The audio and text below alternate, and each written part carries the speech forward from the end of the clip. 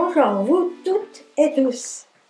Je suis heureuse de nous retrouver ce matin pour un nouveau boire à la source de Dieu. Nous ressourcer, quoi.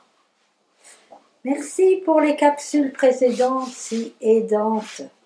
Hier, Francis nous a parlé de l'importance de naître dans le monde de Dieu. Et chaque naissance, je voudrais relever, naturelle, nous fait enfants de nos parents sans aucun effort.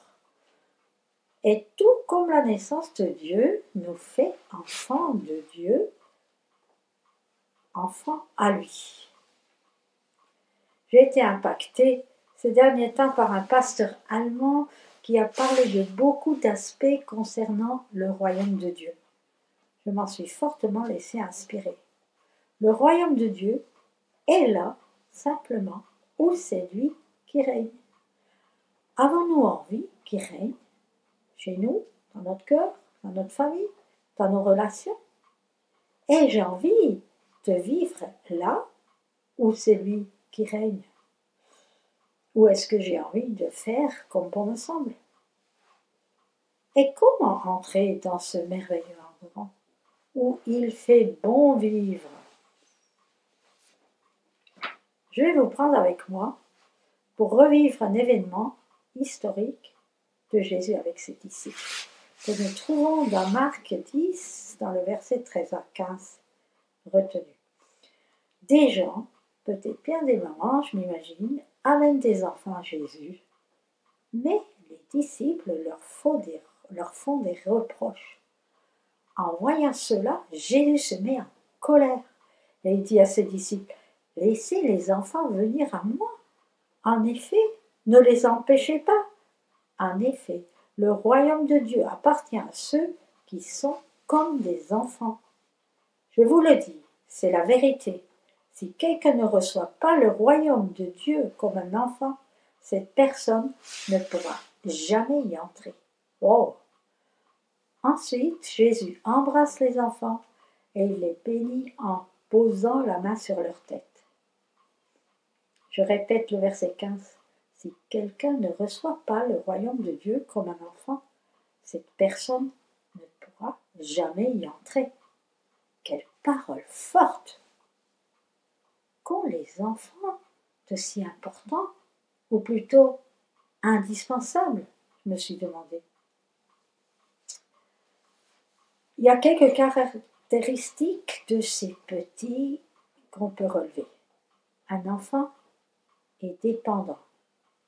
Un enfant est livré à quelqu'un ou à la merci même de quelqu'un, de grand surtout. Un enfant sait s'enthousiasmer. Un enfant a une confiance aveugle. Il est vrai, il est insouciant, a la joie de vivre, croit, doit aussi obéir. Alors, comment nous ressembler à un enfant par rapport à Dieu? Notre soi pas mentale, rationnelle, tout que par la tête. Dans Proverbe 3, le verset 5, on trouve quelque chose qui nous aide énormément. C'est écrit, « Ne t'appuie pas sur ton intelligence, mais de tout ton cœur, mets ta confiance dans le Seigneur. »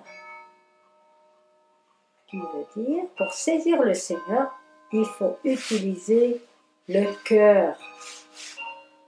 Et comme un enfant ne se pense pas plein de questions sur son papa, mais croit ce que son papa dit.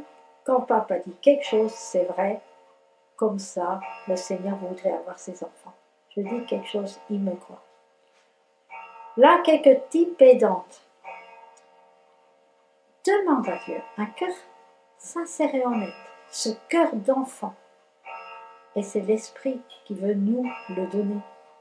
Comme c'est écrit dans Romains 8, 14, l'Esprit de Dieu en nous dit que nous sommes enfants de Dieu.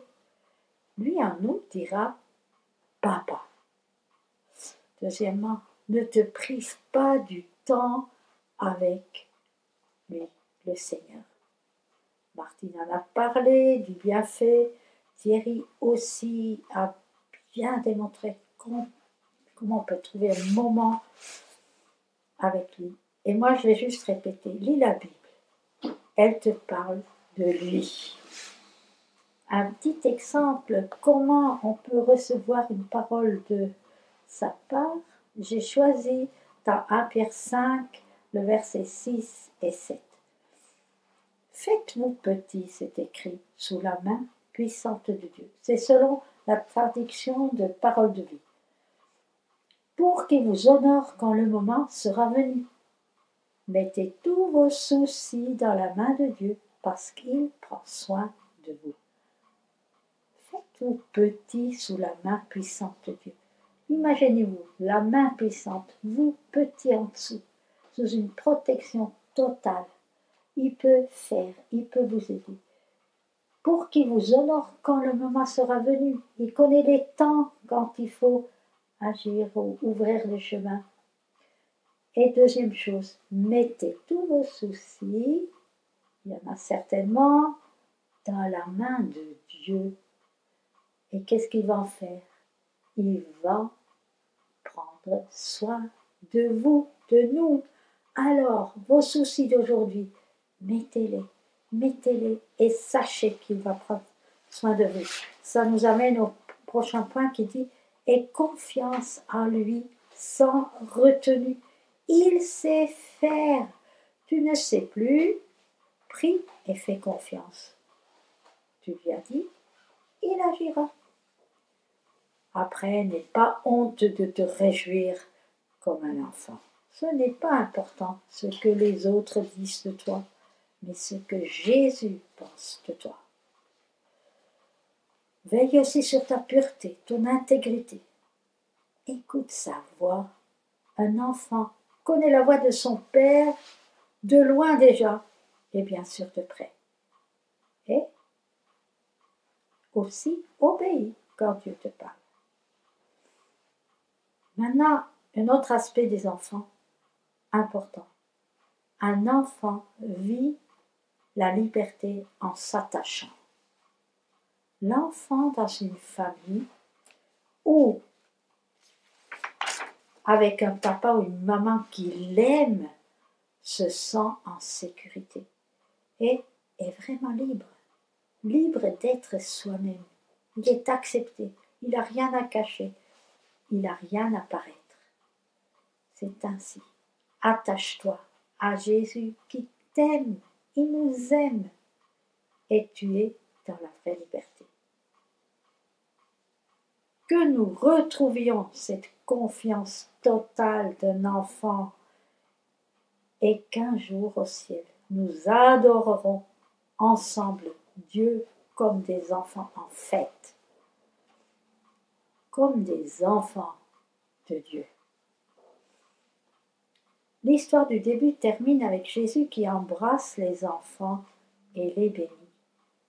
C'est comme ça que Jésus veut être avec nous, ses enfants, nous chérir, nous bénir, nous accompagner, nous vraiment être présent dans notre vie. Alors un enfant de Dieu a des avantages et ne l'oublie jamais. Il est extrêmement favorisé, profondément aimé et puissamment béni de son Père. Alors je voudrais maintenant vous laisser avec ça et puis terminer avec une prière pour aujourd'hui. Seigneur Jésus, tu nous as redonné notre vrai Père. Tu nous as ouvert le chemin vers notre Créateur. Il est devenu notre Papa.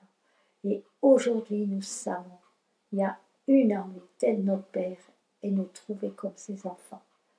Je te prie que nous pouvons vraiment vivre et nous attendre à toi comme un Père aimant qui agit dans nos situations avec amour et puissance. Merci. Amen. Alors, je vous souhaite une très bonne journée aujourd'hui et à plus.